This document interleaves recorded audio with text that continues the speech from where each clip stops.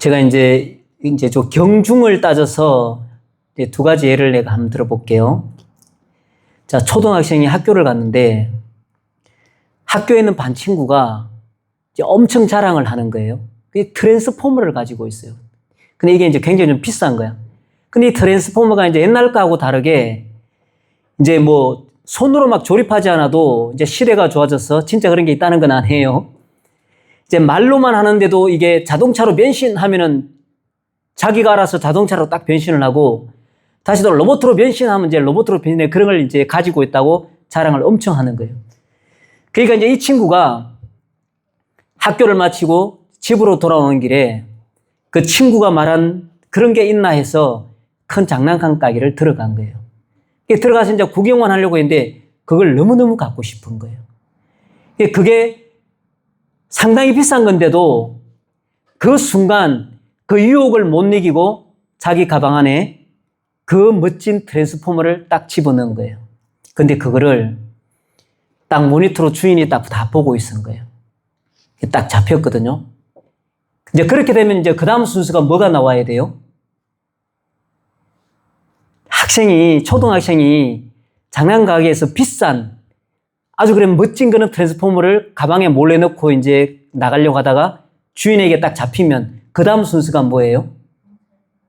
예? 그렇죠. 부모 소환이 있어야 되는 거죠. 부모 소환이. 왜 부모 소환을 해요? 예, 단순 보호자이기 때문이 아닌 거죠. 왜냐하면 이 아이는 초등학생이기 때문에 그것을 변제할 능력이나 그것을 감당할 힘이 그 아이한테는 없는 거예요. 그래서 부모님을 소환하는 거예요. 만약에 그 아이가 뭐 갑부 아들이라서 뭐 주머니에 돈이 두둑하게 있으면 그냥 그걸로 협상을 하면 돼요. 그냥 우리 합의합시다 하고 뭐 100만 원짜리면 200만 원 드릴게요. 합의를 하면 돼요. 근데 그 아이에겐 그럴 능력도 없고 그런 힘도 없어요. 그러니까 그 힘이 있는 부모님을 부를 수밖에 없는 거예요. 이제 그러면 어떻게 됩니까? 부모님이 호출돼서 오면 이제 그 주인한테 이 부모님이 어떤 소리를 이제 들어요? 온갖 소리를 다 듣죠. 멸시, 조롱하는 소리 다 듣죠. 자식을 어떻게 키웠냐부터 시작해서 돈이 한두 푼 나가는 것도 아니고 어떻게 그 큰 금액이 되는 그런 걸 훔쳐갈 생각을 하냐, 어떻게 했냐, 가정교육을 오만 소리 다 듣는단 말이에요. 그러면 부모님은 어떻게 해야 돼요, 그러면? 한 번만 용서해 달라고. 우리 아이는 원래 그런 아이가 아닌데 얼마나 저걸 갖고 싶었으면 그랬는지 모르겠다고. 한 번만 용서해 달라고. 그럼 주인이 아니 뭐 한두 푼 뭐 사탕 하나 훔친 것도 아닌데 아니 이걸 어떻게 용서하냐고. 소년원을 보내든지 어떻게 콩밥을 먹이든지 해야지 어떻게 그냥 보내냐고. 그럼 부모님 어떻게 해야 됩니까? 무릎 꿇고 빌어야죠. 당연히 한 번만 용서해 달라고. 얼마를 배상하면 되겠습니까? 2배로 배상해 드리겠습니다. 3배로 배상해 드리겠습니다. 단 딱 한 번만 용서해 주십시오. 절대 그렇게 앞으로는 그런 일 없도록 하겠습니다. 빌 거 아니에요. 그러면 주인이 어떻게 해요? 이제 그때 되면 용서해 주죠. 한 번만 용서해 드리겠습니다. 다음부터는 이런 일 절대 없도록 교육 잘 시켜 주십시오. 이렇게 용서를 받는단 말이에요. 우리가 이제 한 번 구원은 영원한 구원인가라고 했을 때 그러면 어떻게 살아도 상관없는가라고 이제 질문을 한단 말이에요. 이제 이 내용에 대해서. 지금 제가 예를 드린 이 내용하고 같은 맥락이에요. 자, 이 아들이 그 부모님이 무릎 꿇고 사정하고 빌면서 자기가 훔친 것보다도 배나 더 되는 값을 지불하고 자기가 얻은 것이 용서예요. 그 용서를 받은 그 아들이 동일하게 또 그 장난감 가게를 찾아가서 동일하게 또 다른 물건을 훔치는 아들이라면 우리는 그걸 뭐라고 이야기해야 되겠어요?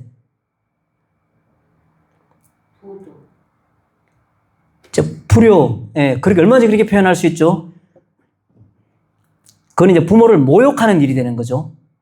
부모님이 나를 위해서 그 주인 앞에 무릎 꿇고 하지 않아도 할 필요 없는 그 일을 내 부모님이 무릎 꿇고 빌고 내 그 훔친 값보다 더 배나 되는 값으로 지불을 했다면 그 아들이 그 부모의 그 빌고 하는 용서를 구하는 그 모습을 지켜본 정말 자식이라면 상식적으로 다시 가가지고 아무렇지 않은 듯이 또 훔쳐서 가방 안에 넣는다면 그게 가능한 일이겠어요?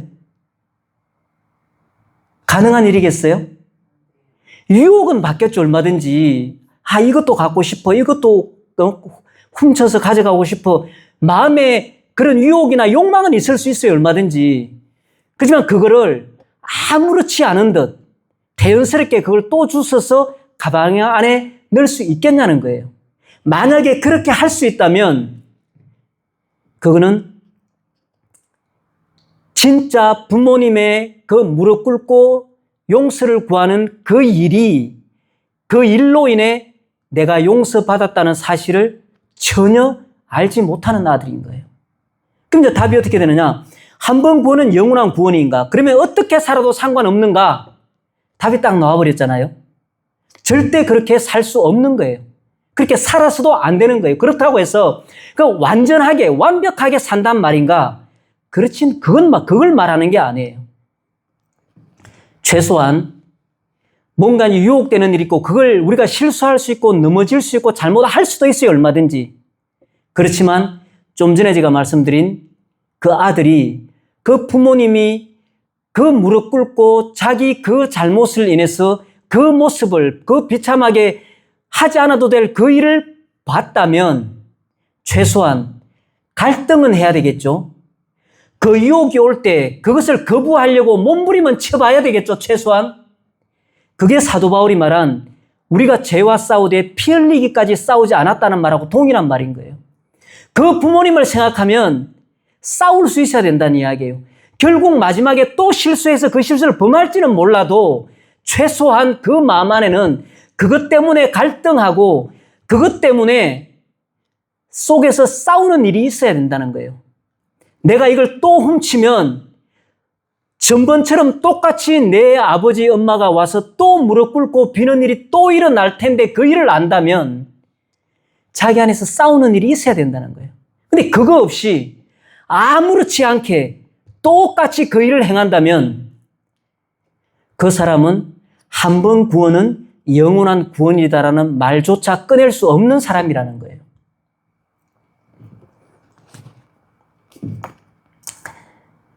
또 이제 좀 더 강하게 또 한번 이야기해 볼게요. 이제 고등학생이 됐어요. 이제 뭐 덩치도 있고 사춘기 이제 지나서 뭐 혈기가 넘치는 때잖아요, 고등학생이면. 친구들을 있는데 친구를 괴롭히면서 엄청나게 구타를 해서 피범벅이 되도록 이제 구타를 했단 말이에요. 그럼 또 일어나는 일이 뻔하잖아요, 이제. 학교에서 알게 되고, 경찰서에 잡혀가게 되고, 그것도 어떻게 돼요? 또 부모님을 소환하죠. 그러면 아까는 장난감 하나였지만, 이제는 그 사태의 심각성이 어느 정도예요, 이제는? 훨씬 더 이제 심각해졌단 말이에요, 그 사태의 심각성이. 그러면 이 부모는 초등학생이었을 때는 그냥 정말 어느 정도 그냥 좀 빌면 그게 그냥 용서될 일이었지 모르지만 지금은 이제 상황이 훨씬 더 심각해졌어요. 이 부모님은 그 아들의 죄의 용서 때문에 이 부모님은 그 피해자 학생이던 그 부모님 앞에 한 번이 아니라 3번, 4번, 아니 10번이 될지라도 울면서 빌어야 돼요. 합의하는 건, 금액을 지불하는 건 당연하거니와 그 부모님들이 그 피해 학생이 용서해 줄 때까지 빌어야 돼요. 그게 언제 끝날지도 몰라요, 그 용서가. 그런 일을 경험해야 되는 거예요. 그 일을 경험하고 그 부모님이 그렇게 무릎 꿇고 자기를 위해서 빌고 하루 이틀도 아니고 맨날 며칠을 울면서 그렇게 용서해달라고 빌어서 그 죄가 용서함 받았다면 그 아들이 그 다음날 또 가서 아무렇지 않은 듯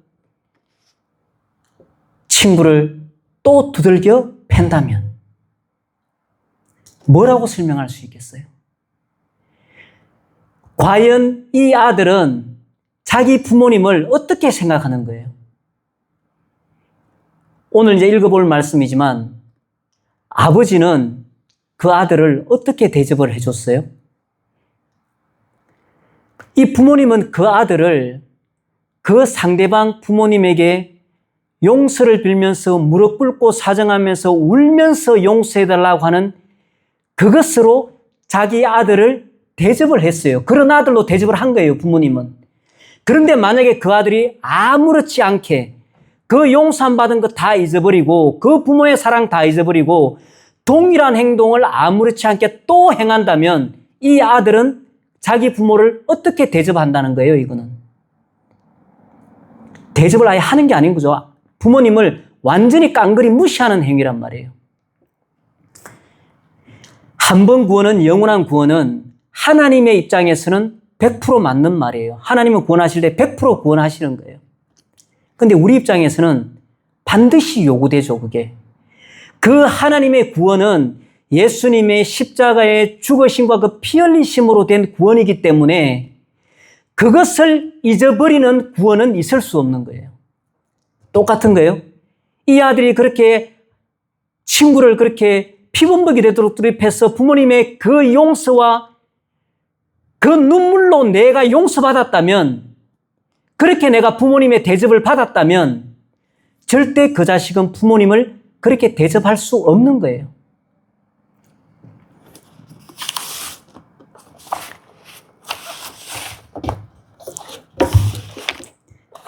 그래서 어떻게 보면은 주먹이 나가다가도 주먹을 멈춰 세우는 거고, 발길질 하고 싶은 발길이 나가다가도 그 부모님 그 사랑, 부모님의 그 희생을 보고 생각하고 그 가는 발을 또 멈추는 거예요. 그 속에서는 그런 욕망이 올라오겠죠, 당연히. 늘 하던 일이었으니까. 근데 완벽하게, 완전하게 그것을 통제하지는 못한다 할지라도 최소한 그 마음 안에 그것은 있어야 된다는 거예요. 그게 자기와의 싸움인 거죠. 그게 없이는 말이 안 된다는 거예요. 그래서 한 번 구원은 영원한 구원이 맞다. 그러면 그 전제 조건이 제가 좀 전에 말씀드린 이 전제 조건이 들어가야 되는 거예요. 그 사랑을 알고 예수님의 십자가에 피 흘리는 그 죽으심의 그 고통을 내가 알고 거기에 반응하는 그 조건 하에서 한 번 구원은 영원한 구원인 거예요. 그 조건이 없으면 그냥 말로만 영원한 구원인 거예요. 그것은 우리 편하기 위해서. 우리 오늘 하나님 말씀은 마태복음 7장 7절에서 12절 말씀입니다.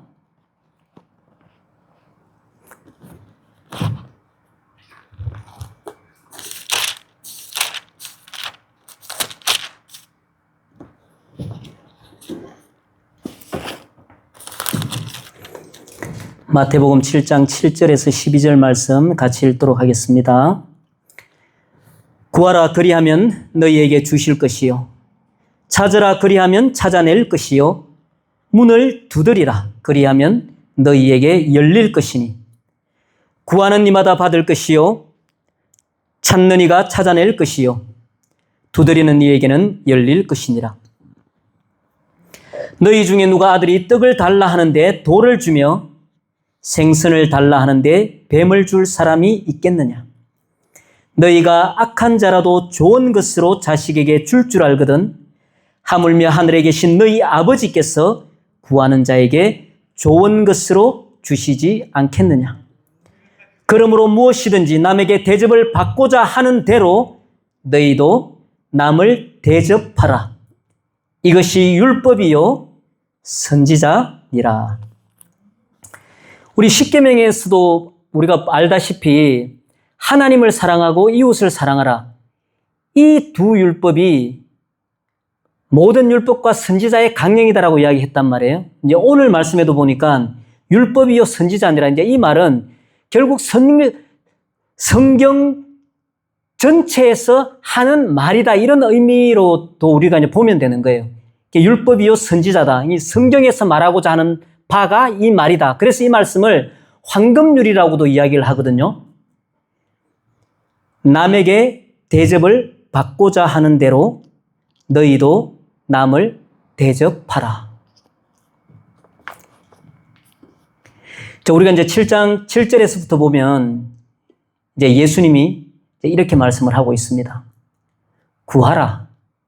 그리하면 너희에게 주실 것이요. 그럼 우리는 이제 상식적으로 생각하죠. 이 구하라가 뭘까? 그리고 이제 찾으라. 그리하면 찾아낼 것이고, 그럼 또 우리는 생각하죠. 이제 이 찾으라가 뭘까? 문을 두드리라. 그리하면 너희에게 열릴 것이니.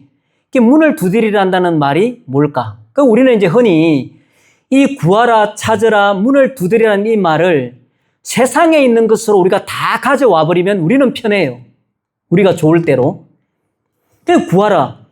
그럼 세상에 있는 뭐 돈이 됐든 성공이 됐든 명예가 됐든 세상에 내 필요한 모든 것들을 다 구하라. 그래야면 주신다. 이 말이 틀린 말씀은 아니에요. 이것도 포함되는 내용이에요. 찾으라. 찾을 것이다. 두드리라. 열릴 것이다. 자, 우리에게 편한 대로, 우리에게 좋을 대로, 우리가 세상 가운데 살아가는 우리의 유익을 위해서 이 말씀을 다 가져와서 사용할 수도 있어요. 얼마든지. 근데 하나님의, 예수님의 이 말씀은 그것을 배제한 이야기는 아니에요. 일단 첫째로는. 9절 말씀에 이렇게 말씀하고 있습니다.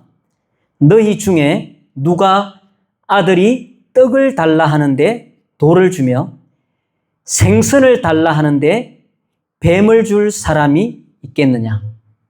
11절 말씀에 너희가 악한 자라도 좋은 것으로 자식에게 줄 알거든 하물며 하늘에 계신 너희 아버지께서 구하는 자에게 좋은 것으로 주시지 않겠느냐. 이제 그러면서 나오시는 12절 말씀이 그러므로 라고 대답하시면서 말씀하시면서 무엇이든지 남에게 대접을 받고자 하는 대로 너희도 남을 대접하라. 이것이 율법이요 선지자니라. 이렇게 말씀하거든요. 우리가 이제 11절 말씀이나 10절 말씀이나 보면 좀 비슷한 이제 말씀이 또 있는데 이게 이제 불의한 재판관 이야기거든요. 억울한 일 당한 과부가 그 불의한 재판관을 가서 찾아가서 억울한 일을 하소연 하잖아요. 그걸 좀 풀어달라고. 그런데 이제 그 성경에서 하시는 말씀이 무슨 이야기예요? 그 불의한 재판관, 그 악한 하나님을 알지 못하는 그 불의한 재판관도 그렇게 가서 이야기하면 들어주는데 하물며 하늘에 계신 내 아버지께서 너희들이 구하는 것을 들어주지 않겠느냐. 그렇기 때문에 낙심하지 말고 포기하지 말고 기도하면 하나님께서는 반드시 100% 들어주시는 하나님이다. 그러니까 낙심하거나 포기하지 마라. 이 말씀이거든요. 오늘 말씀에도 아들이 떡 달라 하는데 누가 돌을 주겠느냐? 아들이 생선을 달라 하는데 누가 뱀을 주겠느냐? 세상에 있는 악한 아버지라도 그렇게 안 한다.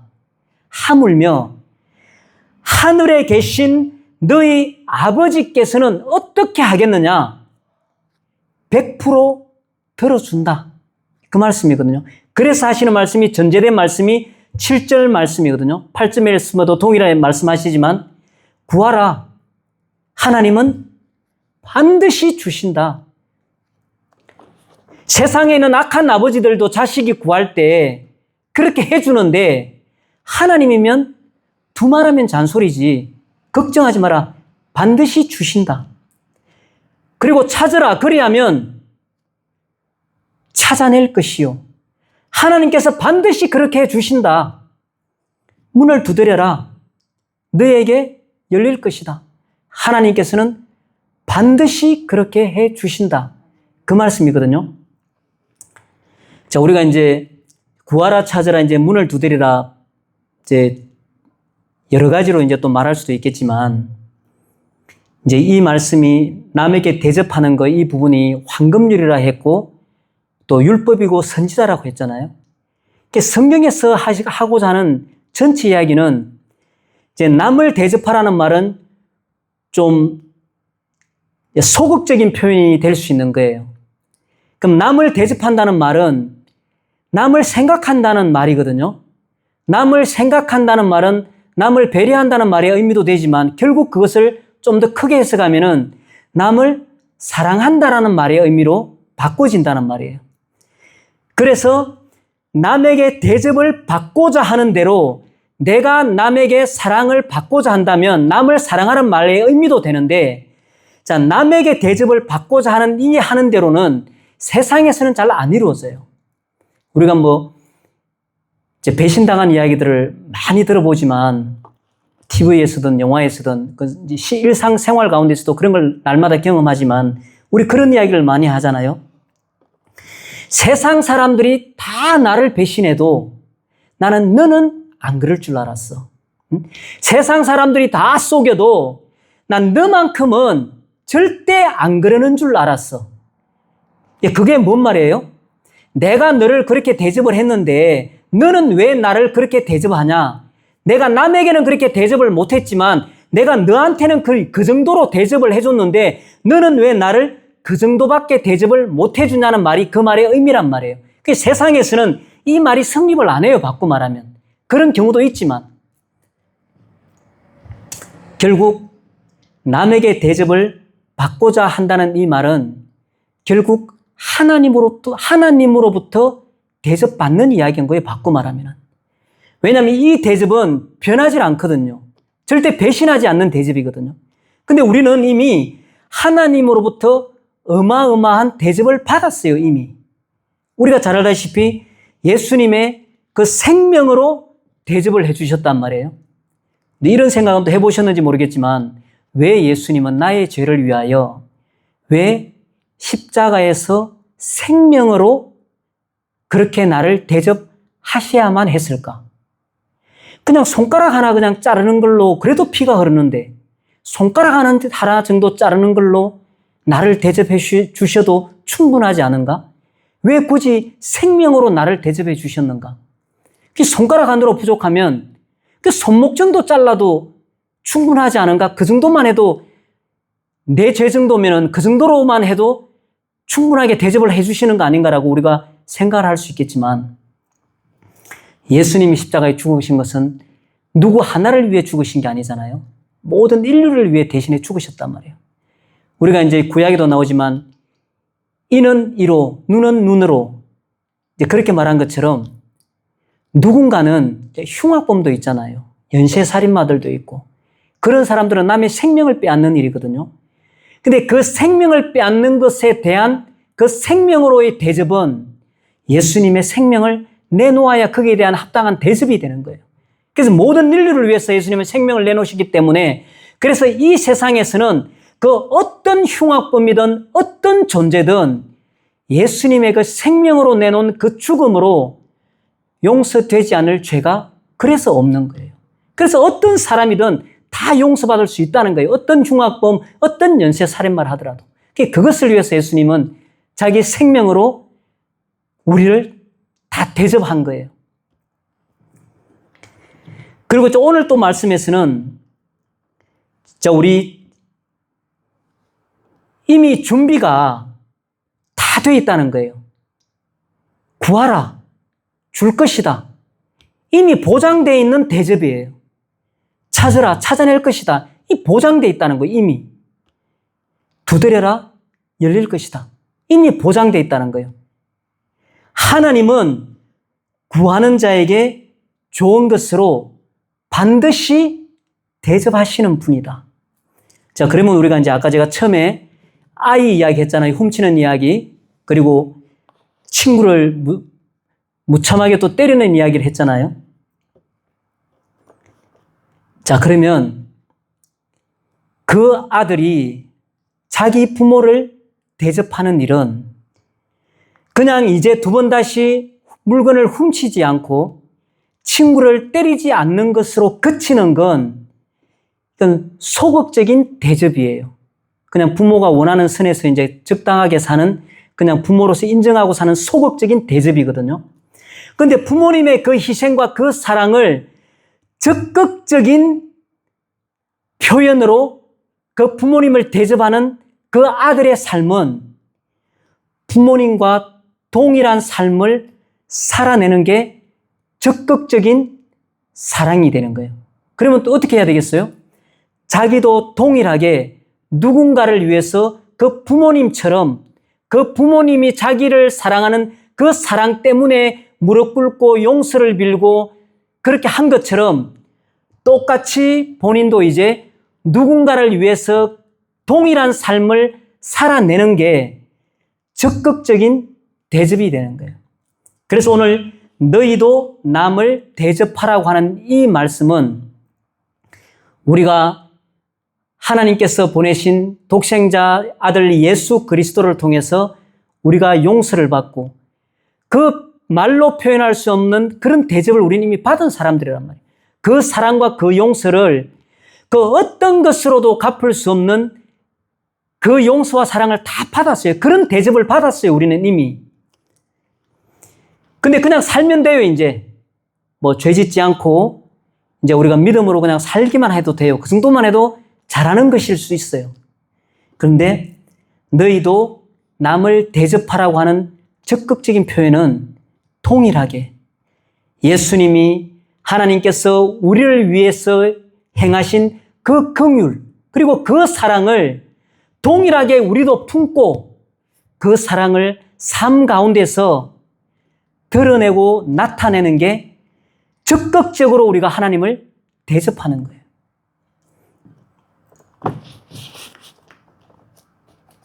그러면 그렇게 우리가 대접을 하면 결국 하나님께서 말씀하신 오늘 7절, 8절에서 말씀하신 것처럼 하나님께서는 동일하게 살아가는 이 세상 가운데서도 이 모든 준비가 이미 다 끝이 나 있다는 거예요.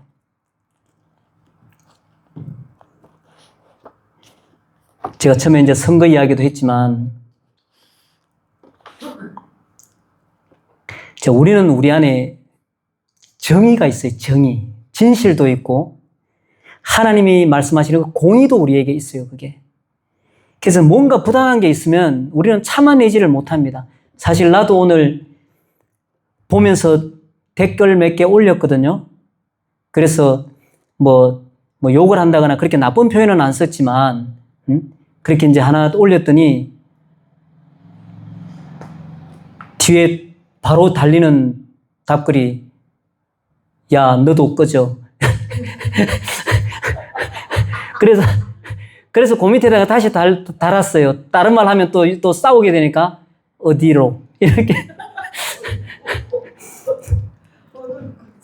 나도 그렇단 말이에요. 누가 안 그렇겠어요. 그런 걸 보면 분노가 속에서 일어나고 뭐 누구나 다 그렇단 말이에요. 근데 오늘 말씀에 너희도 남을 대접하라. 하나님의 그 대접을 받았으면 우리 소극적인 상태에서는 그냥 그런가 보다 하고 지나가도 되지만 적극적인 의미에서의 정말 우리가 하나님을 대접하는 방법은 그런 상대방의 사람들조차도 그 마음을 품는 거예요. 그 마음을 우리가. 하나님, 정말 저 사람들은 하나님을 몰라서 그렇습니까? 정말 왜 저렇습니까? 저 사람들은. 정말 하나님을 알지 못해서 그러는 사람이 있다면 정말 하나님을 알게 해주시고 하나님의 그 진리와 하나님의 공의를 알고 하나님의 그 사랑을 아는 사람들이 되게 해주시고 하나님의 그 사랑을 안다면 우리가 고치려고 하지 않아도 저절로 고쳐질 텐데 내 안에 정말 저들을 용서하고 사랑할 수 있는 그런 마음을 내게도 달라고 그렇게 기도하는 게 맞다고 생각이 들어요. 그리고 우리는 생각할 때 우리가 싸우지 않으면 어떻게 그것을 이룰 수 있지 않습니까? 라고 말할 수도 있지만 반대로 예수님처럼 그런 스데반처럼 그렇게 하나님의 그 사랑을 품고 그렇게 기도하고 하나님 앞에 서면 일을 행하는 여호와, 일을 만들어 성취하는 여호와, 하나님께서 일을 만들었으라도 하나님께서 그 공의를 이루시는 분인 줄을 우리는 믿습니다. 그런데 우리는 흔히 착각할 때가 있어요. 사람들이 모여서 그것을 이뤄내지 않으면 절대 그 일은 이루어지지 않을 거라고 우리는 생각하지만 우리가 어떤 하나님인지 잘 아시잖아요. 그 하나님은 우리 사람 눈에는 절대 불가능하고 해결할 수 없는 일인 것처럼 보여도 하나님은 얼마든지 하고도 남으신다. 그 일이 이루어지려면 하나님을 그렇게 대접할 수 있는 사람들이 되어야 된다는 거예요, 먼저. 그러면 하나님께서는 오늘 동일한 말씀처럼 구하라. 그리하면 주실 것이다. 안 될 것 같아도 찾으라. 그리하면 찾아낼 것이다. 문을 두드리라. 그리하면 너에게 열릴 것이다. 이 부분은 물론 세상에 있는 이야기들도 다 포함하는 이야기지만 그 우선적으로 하시는 말씀은 구하라. 무엇을? 하나님의 이 사랑을. 제일 처음 우리가 기도할 때 말씀드렸다시피 하나님, 내 마음 안에도 그 하나님의 그 넘치는 그 사랑, 예수님의 생명으로 바친 그 사랑, 내 안에 10분의 1, 100분의 1, 정말 1000분의 1, 만분의 1이라도 그 사랑 내 안에도 있게 해 주십시오. 그걸 구하면 하나님 반드시 주신다는 겁니다. 찾으라. 뭘 찾아야 되겠어요? 하나님을 찾아야죠. 우리 힘으로 할 수 없는 그것을 하나님은 하실 텐데 그 능력 있는 전능하신 하나님, 창조주 하나님을 찾으면 반드시 하나님께서 만나 주셔서 우리가 찾게 될 것이다. 문을 두드려라. 그리하면 열릴 것이다. 뭘 두드려야 되겠어요? 어떤 문을 두드려야 되겠어요? 하나님 나라의 문을 두드려야죠. 그리하면 반드시 열릴 것이다. 세상에 있는 악한 아버지라 할지라도 자식이 원하는 것을 다 들어주는데 하물며 하늘에 계신 너희 아버지께서 구하는 자에게 좋은 것으로 주시지 않겠느냐. 그래서 우리는 이미 우리가 대접한 적이 단 한 번도 없지만 하나님은 우리를 엄청난 사랑과 그 생명의 피, 그 생명의 빛으로 우리를 대접해 주셨어요, 이미. 그래서 우리는 이미 받았기 때문에 남을 대접하는 사람이 되어야 된다는 겁니다. 사랑으로. 그것이 하나님께서, 예수님께서 우리에게 요구하시는 바고 그것이 또 율법이요 선지자라고 말씀하고 있는 것입니다. 그래서 우리가 이제 살아있는 동안 이 말씀처럼 정말 우리 안에 하나님의 그 사랑이 손톱만큼이라도 있게 해주십시오. 그렇게 기도하는 사람이 되어야 될 줄로 믿습니다.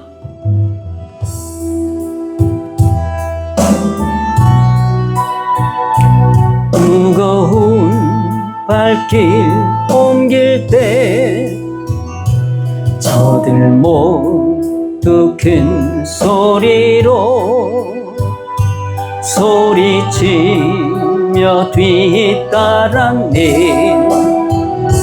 지치여 쓰러질 때 살을 찢는 채찍 소리 고난의 십자가를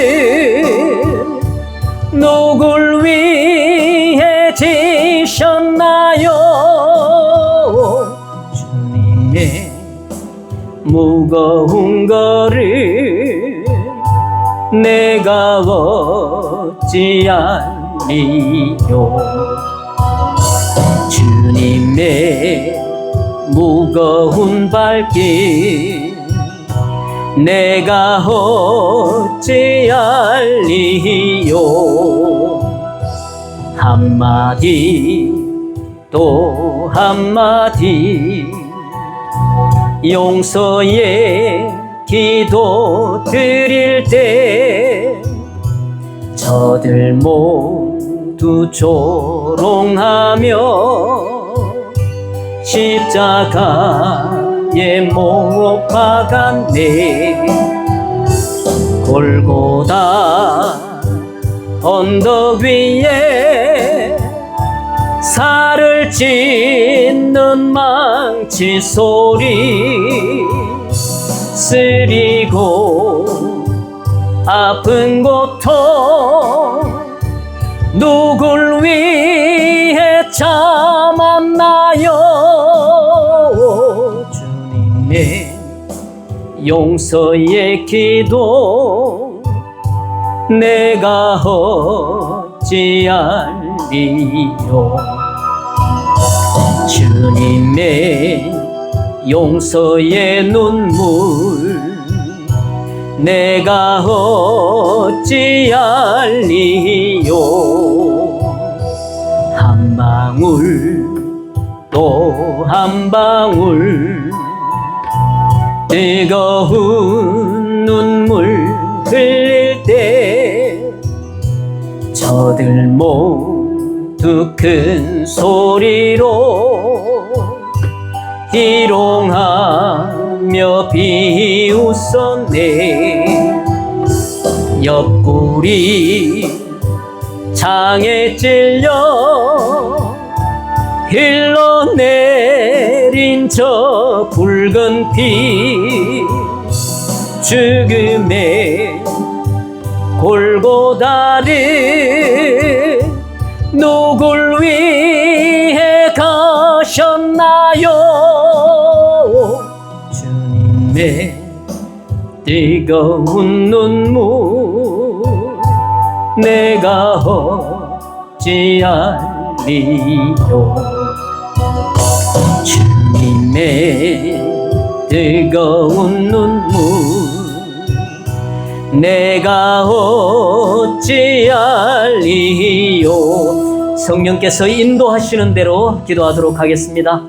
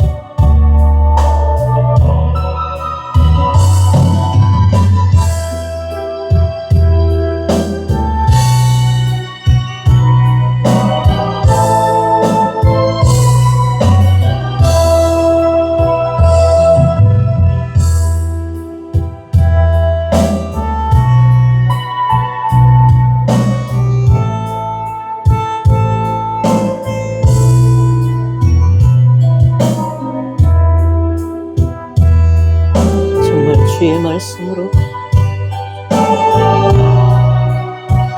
정말 우리 교회와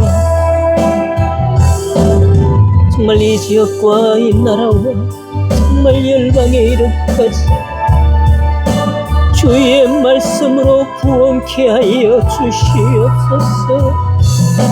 생명에 비치신 우리 주 예수 그리스도의 이 복음이 주여 우리 교회와 이 지역과 이 나라와 이 열방 가운데 구원케 하여 주시옵소서.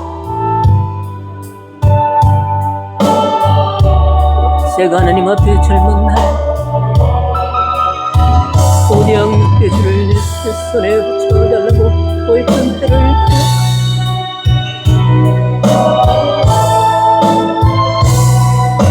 하나님 거기도조차도 세월이 흘러 나의 욕심이라고 생각하고 내 욕망이라고 생각해.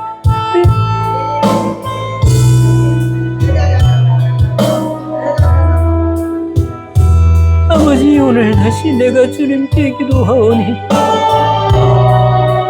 고대양 육대주를 주님 내 손에 주님 고대양 육대주를 주님 내 손에 붙여주시옵소서.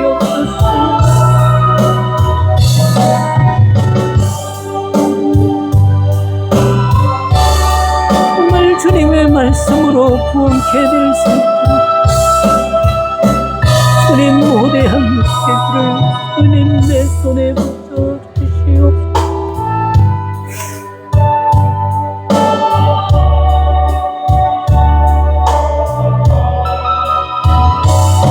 구하라 너에게 주실 것이라고 하였어.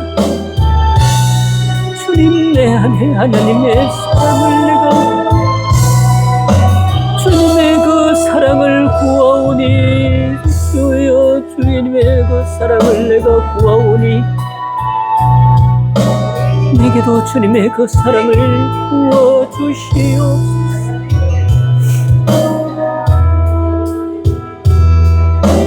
주님의 그 사랑을 내게도 부어주시옵소서.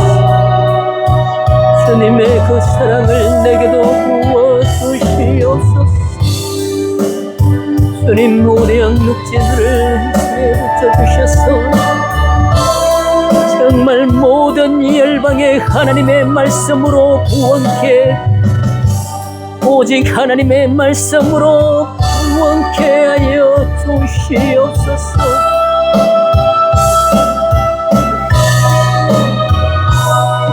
정말 하나님의 얼굴을 찾는 자들 되게 하여 주시옵소서. 정말 하나님의 얼굴을 구하는 자 되길 원합니다. 하나님의 얼굴을 구하는 자 되길 원합니다. 그리고 날마다 하나님 그 나라의 문을 두드리는 그런 삶이 되길 원하오니 하나님의 그 나라의 문을 날마다 두드리는 삶을 살길 원하오니 아버지 내 안에 있는 모든 이 교만함을 다 소멸시켜 주시고 내 안에 있는 모든 낙하고 두려운 능력 주님 모두 소멸시켜 주시옵소서.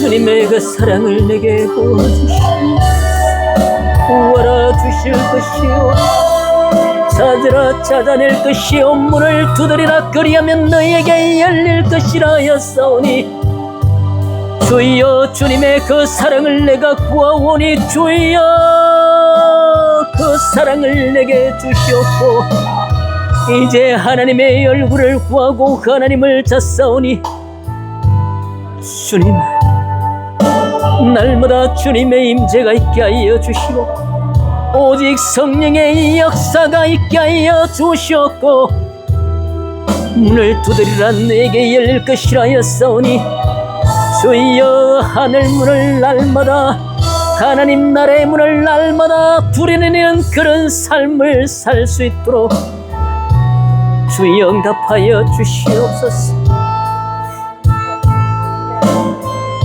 Danilo Seidon Dioidon Locos Kaya Spaya Kamadleke Mediges Kemaranakam Eninaya Legen Yolo Serayos Spaya Kamarakas Anaseyo Spaya Kamaidin Legen Keyo Spaya Kamadlegen Seidon Eninaya Legen Keyo Spaya Kemedile Serayos Spaya Kamarakas Eninaya dilogen seyos payo que medio leligen seyos paya kamarala kaskoli Mirinaya dilogen seyos panigan skeidon yokos komana kaskabay beli